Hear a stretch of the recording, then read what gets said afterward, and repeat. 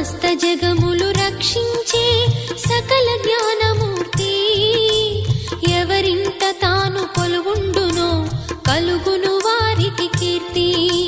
సకల సంపదల మూలము సుమనోహరి లక్ష్మి, శ్రీ చక్రవాసిని మాత శ్రీ విష్ణు ధర్మ పత్ని.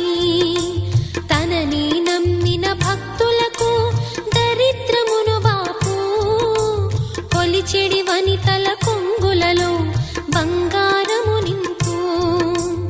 అష్టలక్ష్ముల రూపున అవతారం దాల్చినది, కష్టములను తొలగించగా భూమిలో వెలసినది.